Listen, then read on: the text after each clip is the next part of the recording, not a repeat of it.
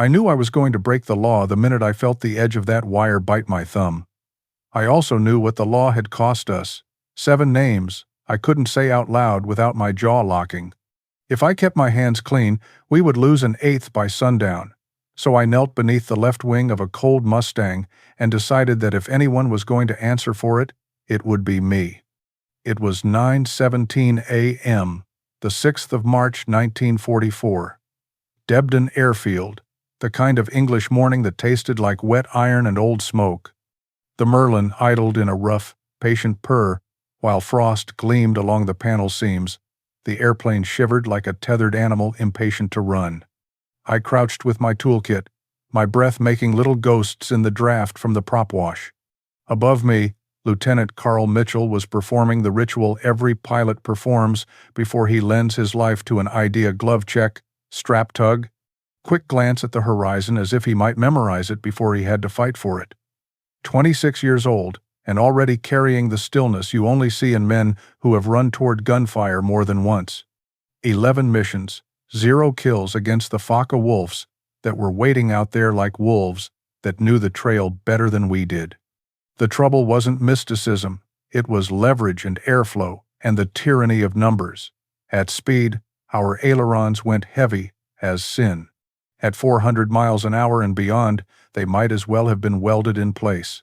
I had watched pilots fresh from stateside training grab the stick with both hands and feel that dead weight resist like a locked door in a fire.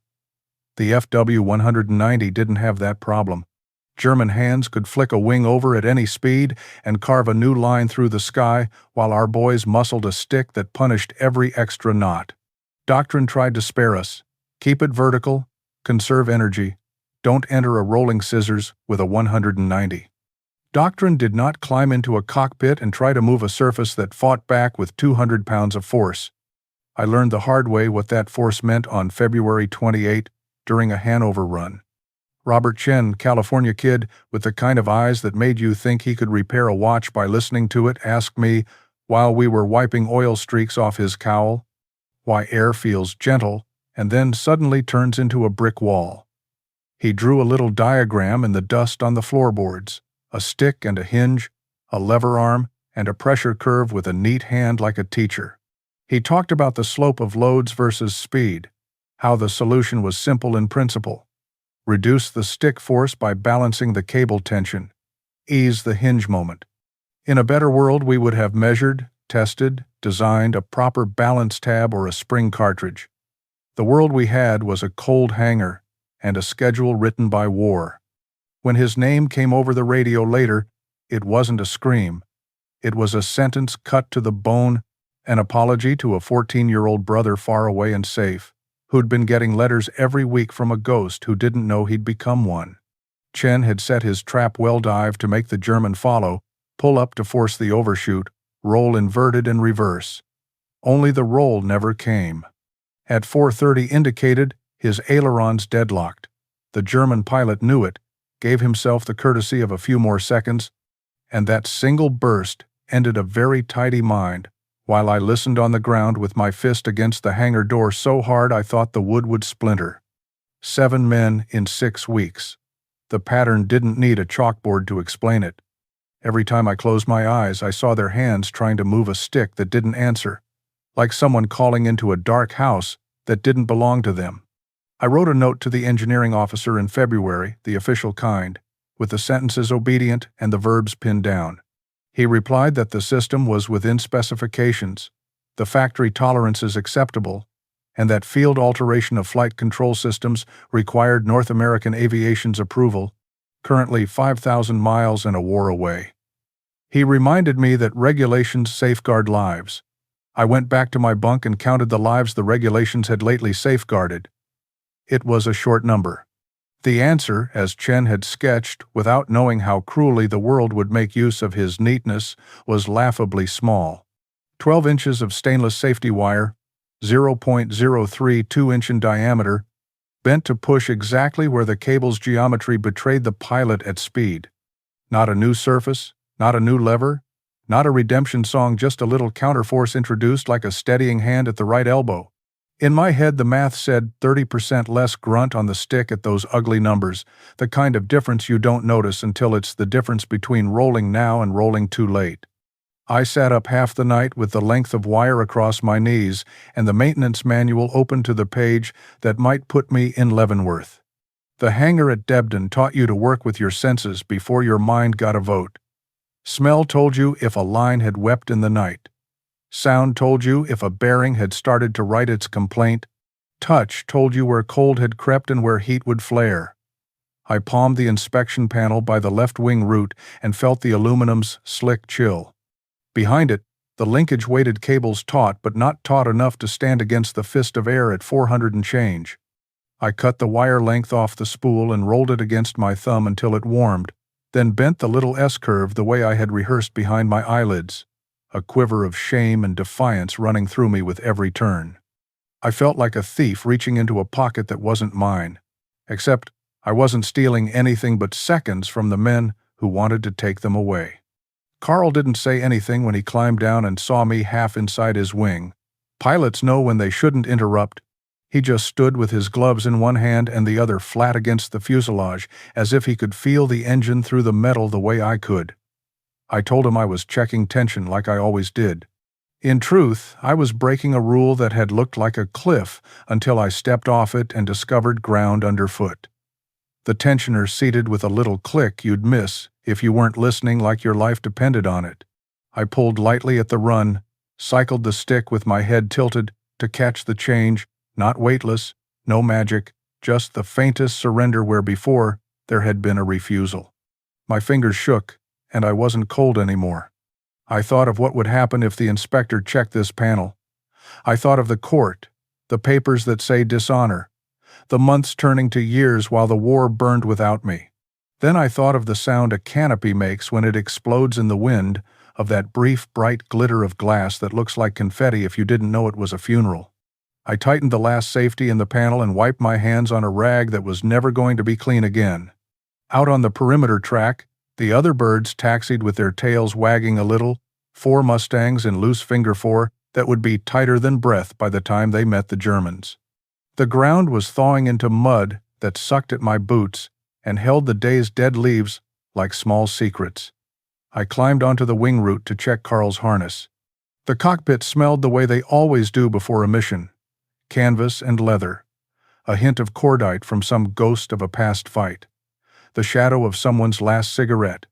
He watched me cinch the shoulder straps, and there was a question in his eyes I didn't answer. Trust didn't need an answer. I told him his oil and coolant were where they should be. Guns loaded to his convergence. Oxygen steady. My voice sounded like it belonged to someone else. A man who had not just gambled his career on a piece of wire and a feeling that had lived in his hands before it got permission from his head. He tapped the gauge glass with a knuckle and nodded once, the kind of nod you give to the truth even when it scares you. A few minutes later I stood at the edge of the hard stand with my hat held against the wind, and watched the Merlin dig its claws into the air. The airplane leapt like it was glad to be rid of the ground. Wheels tucked, tail true, the sun catching the canopy in a bright flash like a signal sent and received. In the distance, the sky over the channel had that hard, polished look it gets when men are going to die beneath it. I thought of Chen's brother somewhere stateside, unfolding letters for months, after the boy who wrote them was already in the ground. I thought of the inspector's stamp and the way a single page can refuse a good idea because it arrived in the wrong envelope. I pressed my palm against the wing as the last of the vibration faded from the aluminum, and in that cooling silence I made a promise I didn't say out loud. If the wire worked, tonight we would light the lamps and bend more. If it didn't, I would write the report myself and sign it with both hands. The wind shifted and brought me the faintest echo of 4 Merlins spooling into one long cord. I imagined the moment Carl would look over his shoulder and make the choice we had denied our men for weeks. I imagined the stick finally answering when the air got mean. I stood there long after the runway went quiet, listening to the emptiness where engines had been, and I realized this was the thinnest line I had ever walked, somewhere between a regulation and a life. I had chosen the life. Now the sky would tell me if I'd earned the right to keep my tools. They say the air over the channel has a sound, not the wind, not the engines, something quieter, like anticipation holding its breath. I wasn't up there, but I swear I heard it from the ground. That thin, high tension you get when metal and men are about to decide who lives and who goes to memory. By 0933, Carl and his flight were specks heading east, 4 dark wings against a winter sky. The duty board said their bomber stream was 90 miles ahead, 300 fortresses pushing toward Brunswick like slow, determined fists. Everyone knew the Germans would come. Radar would see the bombers, and they'd scramble their wolves. It was just a matter of where teeth met bone. I stayed by the hangar instead of heading to breakfast. My hands weren't steady enough to eat. I carried a clipboard I didn't need, pace-walking grooves into wet gravel, listening to the radio net for any crackle that meant fate had spoken. Mechanics don't talk about prayer, but you try telling your heartbeat not to make bargains when the man flying your work is risking his blood. Mitchell was element lead left side of the formation, and Morrison rode his wing like a younger brother, too proud to say he was scared. I could imagine them tightening formation as they crossed the coast, helmets humming, oxygen hissing softly. The Mustang fit around a pilot like a tailored shirt. You didn't sit in it, you wore it. And when the sky got violent, the airplane needed to feel like part of your bones. At 25,000 feet, the world stops being forgiving. Cold becomes a thing with teeth. Aluminum contracts, oil thickens. The Merlin breathes ragged and deep, like a boxer before the bell. And every pilot knows the sun at your back is a gift, but at your front, it's a prophecy. Bandits 10 o'clock high, angels 2 to 5. Those were the words that cracked across the radio, thin and sharp like a snapped wire. 6 FW 190 seconds dropping out of the sun, just as doctrine said they would, except doctrine hadn't been worth much lately, not against the Luftwaffe's veterans who knew exactly how to punish a Mustang that couldn't roll at speed. The call came next. Brake left, brake left. 4P 51 seconds peeled hard, like hawks turning into a storm. Airspeed spiked 350, 380, 400. At that altitude, the descent is a promise and a threat. Gravity helps you flee, but it also drags you straight into the arms of the men hunting you. The FW 190 seconds followed, shutters wide, engine notes dropping into that predatory growl I'd heard too many times from gun camera film. Morrison took fire first. Tracers stitched the sky past his canopy, little sparks that looked harmless until you remembered each one was a metal flame begging to carve into flesh and tank. I pictured him yanking his stick, jaw clenched, sweat freezing at his temples inside the rubber of his mask. I knew his machine, clean cables, polished push rods, carb heat checks perfect, but muscle couldn't move a locked aileron, and at 4 to 10 indicated he was about to discover whether physics or mercy would answer. Then came the moment I had built in my mind 100 ways. Would Carl trust the wire? Would he roll when every manual and senior officer and ghost of 7 fallen pilots whispered, "Don't you dare"? He didn't think. He acted. Full stick right. I imagined it. The sickening expectation of refusal. The familiar dead weight. But instead, not smooth, not happy, but alive, the stick budged, stiff but yielding, like the hinge of a long-shut door finally remembering how to move. Mitchell's Mustang snapped 90 degrees in 2 seconds. At 410 miles per hour. At that speed, a turn isn't a curve, it's a decision carved into wind with violence. His vision would have tunneled, chest squeezed by G-forces that don't care how brave you are. He rolled behind the German chasing Morrison. One change in geometry, one reversal, and suddenly the hunter blinked, realizing the prey had disappeared from where physics had always kept it. No Mustang rolled there. Not before. Carl keyed his guns. 6 Brownings answered like righteous thunder. I've heard 50 cal tracer converge, a sound like ripping canvas inside your ribcage, if you're lucky enough to be on the ground witnessing it. At 300 yards, the German lost a wing, his fighter tumbling end over end in a confetti of aluminum and smoke. That kind of disintegration doesn't look like a death. It looks like a secret suddenly revealed. I'll never forget the silence on the radio after that burst. Not long a second, maybe two, but charged. Like every pilot was processing the impossible. Then Morrison's voice, half cracked. "Lead. How the hell did you roll that fast?" Carl didn't answer. What could he say? A piece of wire in my wing saved us both? Regulations be damned? Up there, sometimes silence is the only truth. The fight lasted 6 more minutes. It doesn't sound like much on paper until you try holding fear for 360 seconds while metal wants to kill you. 3 more Germans fell. None of ours. Back at Debden, engines sputtered one by one into the cold morning air, and I felt each note like it was vibrating through my ribs. I counted them the way a man counts his children coming through a door during a house fire. 1, 2, 3. Carl's engine pitched low, steady, tired but victorious. The Mustang glided back into view, silver belly flashing. When the wheels kissed the runway, something in my chest unclenched so hard I nearly dropped the wrench I'd been strangling. 23 bullet holes in his tail, and not one that mattered.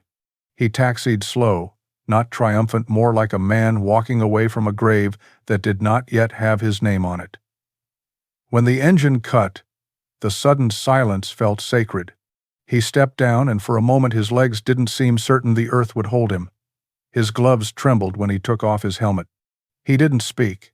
He didn't need to. Pilots don't thank you with words when you save their life. They just look at you with the kind of honesty men usually reserve for priests and final letters home. I finally forced the question out. Did it work? He nodded once. A small nod. But it carried the weight of every ghost in that squadron. I rolled at 420, he said softly. I should be dead. We didn't smile. Victory doesn't feel like celebration when it's bought against the rules that were supposed to protect you. It feels like walking out of a burning building with someone else's smoke in your lungs. Then he said the sentence that would change everything. Every Mustang in this squadron needs that mod tonight. I told him it would get us court-martialed. He told me officers could worry about discipline after we stopped burying pilots. There are moments in war when authority shifts not by rank, but by truth. That morning, the truth sat on Carl's shoulders, and it stared at me with the calm of a man who had just heard death knock and told it to try another door. That wire wasn't just metal anymore. It was a rebellion. And rebellions, once they fly, don't come back to Earth quietly. Night in a wartime hangar has a way of sounding like confession. The wind rattles loose sheet metal, distant run-ups thrum like restless hearts, and under the dim lamps, every rivet looks like an eye judging you. I stayed late after Carl's landing, partly because there was still work, mostly because I couldn't go anywhere until I understood what I had just done to the war and to myself. I wiped coolant streaks off his cowling, checked his aileron cables like a priest touching relics. The wire sat in there quietly, almost shy, like a small truth that had grown teeth only when it met the sky. My hand still shook, not from exertion but from the aftershock of being right when the world had insisted you were wrong. 7 funerals had made me doubt my own memory of physics. One impossible roll at 420 miles per hour had given it back to me. Carl didn't leave either.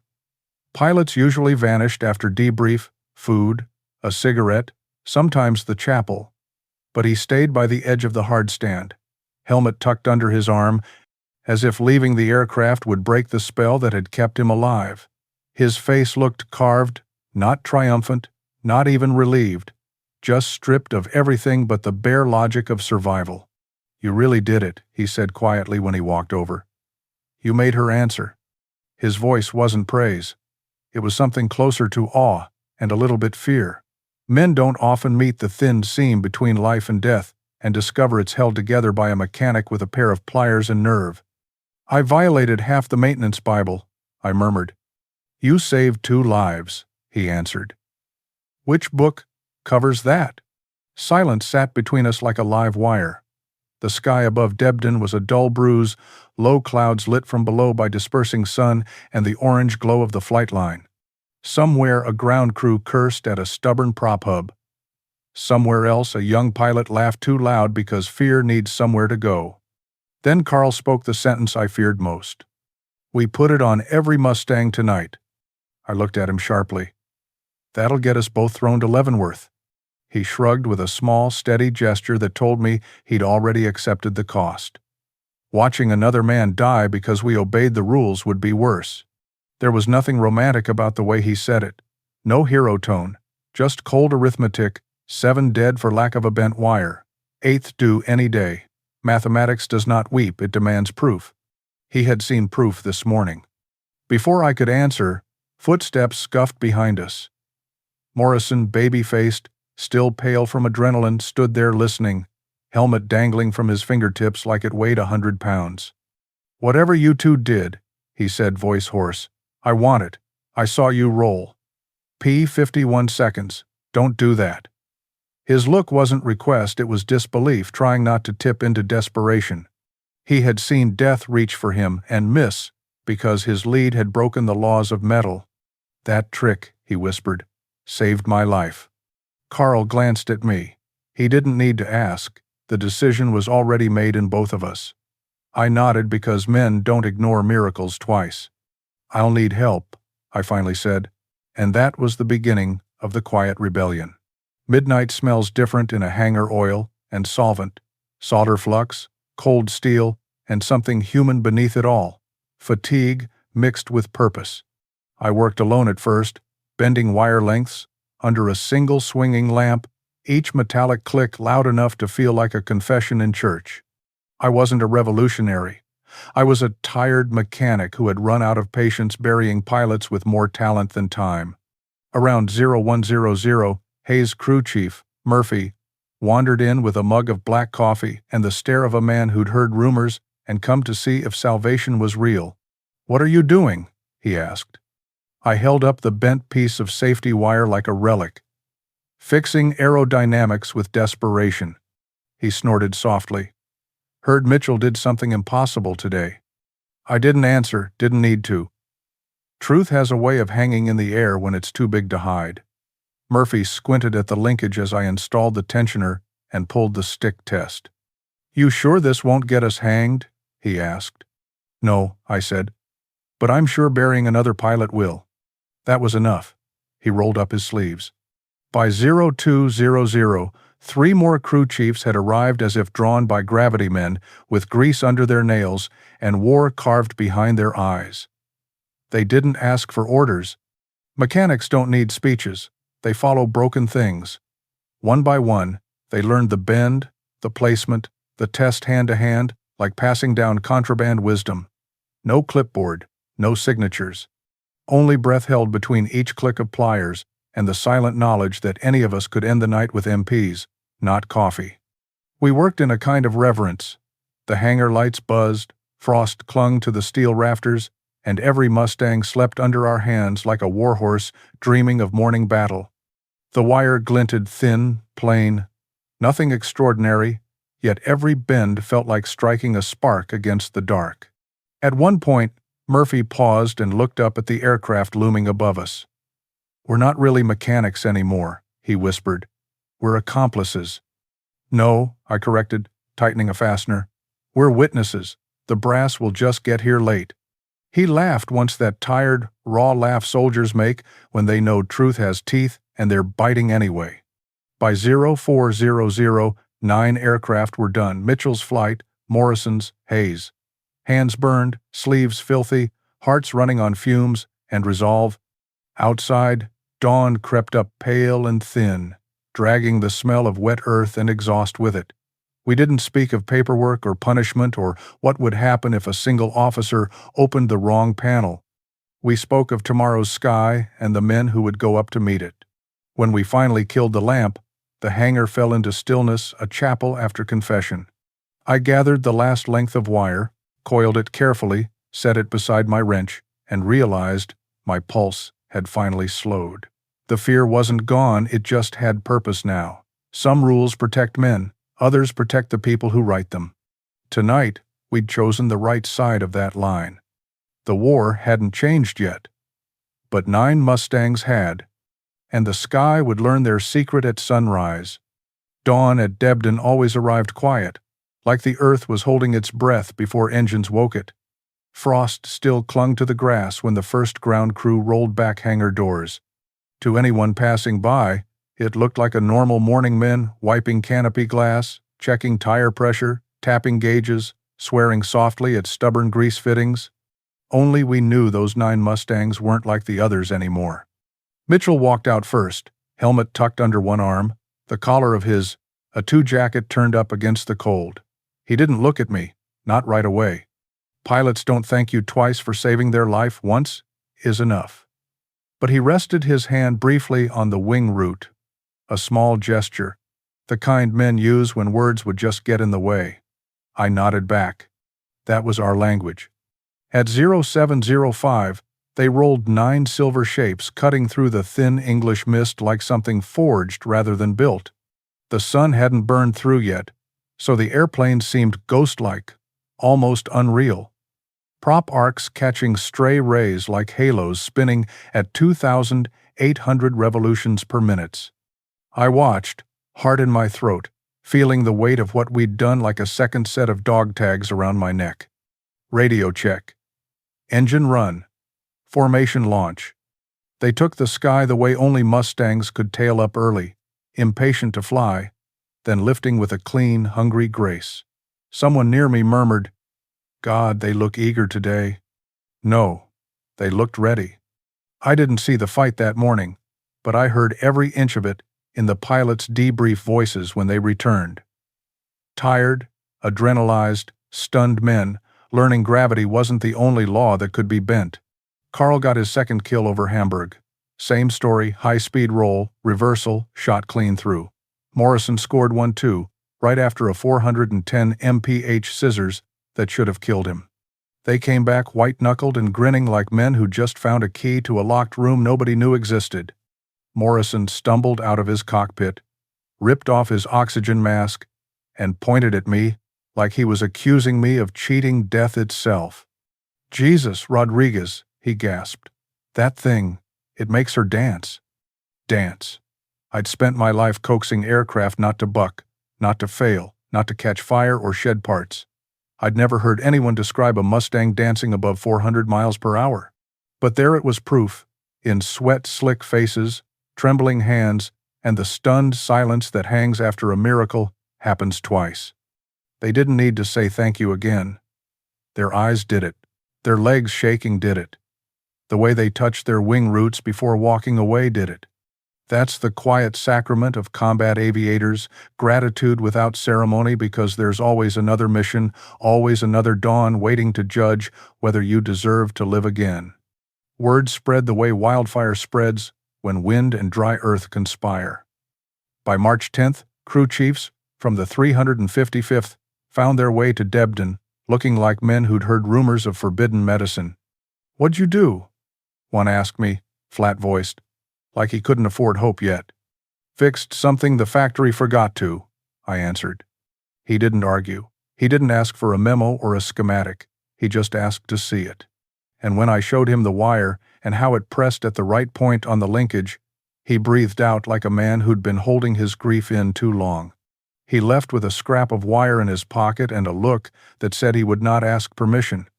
By March 12th, 30 Mustangs. By March 15th, 60. Across 4 fighter groups. No written orders. No signatures. No questions. Hands learned from hands. The modification passed like a whispered prayer or a secret rebellion from crew chief to crew chief, the way real solutions travel when bureaucracy is too slow to bleed with the men it commands. Up in the air, the results came fast. German pilots who had grown comfortable dragging Americans into high-speed traps began dying in their own medicine. They dove, expecting Mustangs to go stiff and helpless, but this time, the silver wings rolled with them. Or worse for them, behind them. Kill ratios flipped like someone had turned the world upside down. Pilots returned from missions with a look I'd never seen before, One part disbelief, one part exhilaration, one part anger that it had taken this long to give them a fighting chance. You learn a lot watching men come back from dogfights. Those who barely survive often look hollowed out. But these men, they looked lit from the inside. They had touched a new truth. We weren't prey anymore. And the Luftwaffe noticed. Rumors filtered through intercepts. The Americans could roll now. Some German pilots thought we'd introduced a new version of the Mustang. Others swore we'd changed training doctrine. One radio intercept even suggested we'd developed a new wing design in secret. No one suspected the truth that our revolution was a 12-inch piece of wire bent in a cold hangar by mechanics who were done burying friends. I wasn't proud. Not yet. Pride is for parades and peace. What I felt was something harder, grim satisfaction mixed with dread. Because victories in wartime don't stay hidden. Sooner or later, someone with brass on their shoulders was going to ask why fortunes had shifted. And when they opened a wing panel looking for an answer, they weren't going to find clever engineering or sanctioned innovation. They were going to find a violation. A small one. A simple one. But enough to court-martial me and anyone who helped. I didn't care anymore. Let the paperwork hunt us later. For now, every returning Merlin, every muddy set of boots walking back from the flight line, every pilot lighting a cigarette with shaking fingers instead of being lowered under the flag that was the only ledger I kept. Somewhere between bending wire and watching pilots walk away alive, I had crossed a line. And I had no intention of stepping back. The Mustangs were winning. The wolves were dying. And I could feel, deep in my bones, that the sky had started to bend to us, not the other way around. They say when command takes notice, it arrives not like thunder, but like the sound of boots on concrete, steady, formal, inevitable. On the 24th of March, 1944, that sound echoed through Debden's hangars. 3 inspectors stepped out of their staff car with clipboards tucked under arms and the expression of men who trusted paper more than blood. Everyone felt it. Mechanics paused mid-turn on wrenches. Pilots exchanged glances tight-lipped, hearts ticking faster than their watches. Whispers moved like cold air. Investigation team, checking roll rates, kill reports, maintenance logs. I wiped my hands on a rag and pretended I didn't hear fate tapping its knuckles. The leader was Captain Richard Hollis, sharp lines in his jaw, eyes that measured instead of seeing. The type of man war needs but airmen fear. Not cruel, just tethered to rules so tightly he forgot rules were written by men, not gods. He moved deliberately, like each step weighed. When he stopped in front of me, his gaze slid to the Mustang behind me, Mitchell's. My stomach knotted. You don't gut a man with a knife in war. You gut him by choosing his aircraft. Sergeant Rodriguez, he said, voice crisp, already knowing my name. I want to inspect Lieutenant Mitchell's fighter. Of course he did. Fate doesn't waste time with subtleties. I tried one last gambit, a mechanic's reflex. The same instinct that makes you throw yourself between danger and your machine. She's due for an oil change, I muttered. Better too. His hand lifted, clean and final. Mitchell's plane. Now. There are moments you feel the world narrow, like the walls of a hangar closing. I watched him climb into the cockpit, fingers tracing the stick, then slide down to kneel at the wing root. When he reached for the inspection panel, my mouth went dry. Panel screws turned, metal lifted, and there it was, a small, bent wire, so humble and honest it didn't even know it was a crime. He stared for a long time, long enough for my pulse to start sounding like a ticking clock before a firing squad. Then he climbed down. His boots hit the floor with a sound too heavy for leather. He walked toward me slowly. No anger, no pity, just duty. What? He asked, voice low and unblinking. The hell is that? I could have lied. Claimed repair necessity, blamed stress, called it accidental deformation. Instead, something steadier rose in me, a truth forged not from arrogance, but from graves. It's a tension mod, I answered. Safety wire to counter high-speed aileron lock. Hollis didn't blink, didn't breathe, just waited. I swallowed. I installed it March 6th, on my own authority. His pen scratched across paper, quiet, merciless. How many aircraft? About 60, I said. Across 4 groups. His jaw moved once. The pen kept writing. Who authorized it? No one, I answered. Sir. Silence. The kind that doesn't just fill space, it judges it. You understand this is modification of a flight control system without approval. A court-martial offense. I looked him in the eye. Fear burned, but resolve was steel under it. I understand, but I watched 7 pilots die in 6 weeks. I wasn't going to watch number 8. I braced for the order to stand down, to be detained, to surrender tools and rank. Instead, he closed his notebook gently, not like a verdict, but like a thought unfinished. I'm going to test fly this aircraft, he said. My breath caught. Sir, regulation. He cut me with a look. Regulations can wait. It stunned me. This man, this rule-bound sentinel, was choosing the sky over paperwork, maybe even choosing us. I stood on the line as he took off, the Merlin's roar ripping the cold air apart. The Mustang climbed, disappeared into a pale horizon. I watched, fists buried in my pockets, uniform collar up against a wind that suddenly felt colder. Every second felt like a coin flipping honor or ruin. Then a glint. The Mustang came diving, then rolling, fast, much too fast, once, twice, again. Impossible speed, impossible grace, like a bird suddenly remembering its ancestry, was angels, not sparrows. When he landed, the engine sputtered down to silence. Hollis climbed out. His hair was wind-whipped, cheeks flushed, a man who had just stared physics in the eye and seen it blink. He walked up to me. I prepared for arrest, shame, shackles. Instead, he exhaled sharply, a quiet laugh in it, thin as disbelief. It damn works, he said. Not regulation language, truth language. He continued, voice steadier. 30% reduction in stick force above 4 to 100 indicated. Safer authority, better control. Should have been part of the design. My legs went weak. Not relief release. The kind that comes only when fear had held you so tightly your bones remembered it. Then his face hardened again, duty reclaiming him. I'm filing a report, he said. They might court-martial you anyway. I nodded. I know. He held my gaze, something human flickering there. I'll note that your action likely saved 40 pilots in 3 weeks.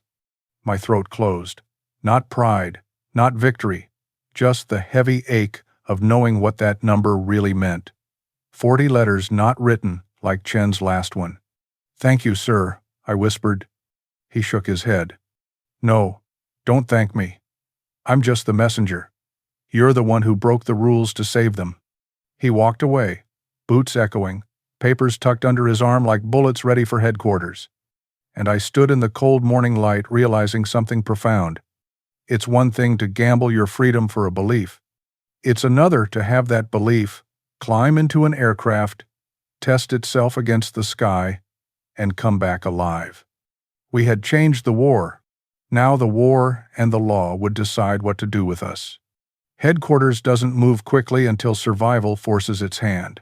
Hollis's report landed on a desk in a warm office far from the oil-soaked floors where truths are bent into metal and wire. It traveled through hands that smelled more of paper than aircraft, through conversations spoken in low, careful voices.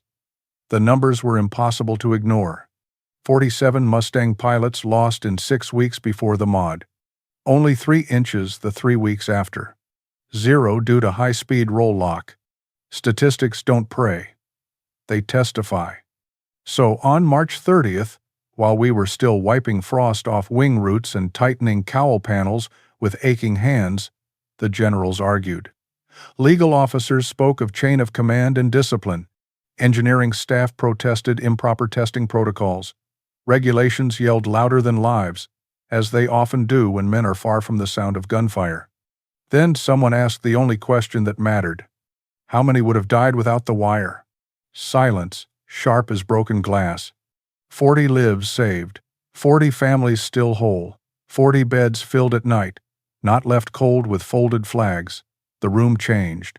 Not because rules were wrong, but because reality was louder. On April 2nd, the order came down. General Order 23-44. The safety wire aileron tension modification is approved for all P-51B aircraft. No disciplinary action will be taken. Credit awarded to First Lieutenant Carl Mitchell and Tech Sergeant James Rodriguez. My name next to his, like equals, like brothers. I remember standing on the tarmac, the paper in my hand trembling as much as I did the day I bent that first wire. The morning sun rose slow and sober across the airfield, lighting up Mustangs lined like silver prayers waiting to be spoken. Mechanics slapped my shoulder. Pilots shook my hand, grips firm with gratitude they didn't say out loud. Carl walked up, flight suit half-zipped, helmet under his arm. He didn't smile, he rarely did, but there was a softness in his eyes you only see in men who have cheated death and know the bill will come for them someday anyway. "You did good," he said. "No," I answered, swallowing the knot in my throat. "We did necessary." He nodded. Necessary wins wars. By June 1944, over 600 Mustangs carried that hidden rebellion inside their wings. In combat logs, you could almost trace the wire's spread by counting German wrecks. Pilots rolled where physics had once betrayed them. FW-190 aces found themselves suddenly mortal. Before the mod, 2 American pilots lost for every German shot down. After, 3 German fighters destroyed for every Mustang lost. We didn't build a new airplane. We just allowed the old one to live up to its promise. And the men who survived carried that truth into the rest of their lives. Carl flew 67 missions before victory in Europe. 9 kills. 6 of them at speeds where he should have died. He went on flying after the war jets now, not Pistons, shooting stars over Korea, Sabres against MiG, 15 seconds. 2 more victories, high-speed rolling gun passes both times. Every time he banked hard at the edge of control, he knew exactly who stood behind him at that moment, even decades later. He retired a lieutenant colonel in '65, never once shot down. In his desk drawer, he kept a 12-inch length of 32 safety wire, not framed, not polished, just there, curled quietly like a memory he refused to let the world misplace. When young pilots asked him why he kept a piece of scrap metal in a drawer, he'd tell them a story about choosing life over rules and faith over manuals. And when they'd leave, he'd touch that wire like a man reminding himself of a promise he never broke. As for me, I stayed till 46. Flew in nothing but engine noise and grease, came home to Oklahoma, opened a shop, fixed tractors, farm trucks, crop dusters. People would tell me I was good with machines. They never knew I had once been good with lives. I didn't talk about the wire. Not because I feared consequences the war had already rendered judgment, but because sometimes the most important thing you ever do feels like it belongs more to the dead you saved than to yourself. My children found the citation when I was gone. They looked at it the way people look at medals, curious, reverent, confused by history that hides inside paper and ink. They never saw the faces, never smelled the burned oil on a runway after a fight, but they understood enough to know their father bent metal not for glory, but because 7 ghosts stood behind him and refused to let him sleep. There's a P-51B at the National Museum now. You can walk past it without noticing anything special, most visitors do.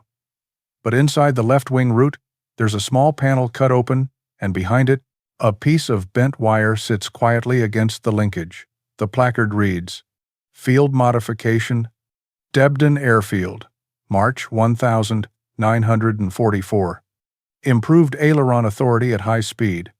Estimated 180 American pilots survived as a result." I've stood in front of that panel, not as a mechanic anymore, but as a witness. Young visitors lean in, shrug, move on. It's just a wire, they think. But watch the old pilots who approach. They stop, they don't take pictures, they don't speak. They just rest one hand on the fuselage, eyes distant, honoring the simplest kind of heroism, the kind no medals were made for, the kind that bends instead of breaks. Because sometimes a war changes because someone invents a new weapon, and sometimes rarely, quietly it changes because one man refused to accept that the sky gets to decide who lives. Sometimes, history turns on a piece of wire no one was supposed to bend,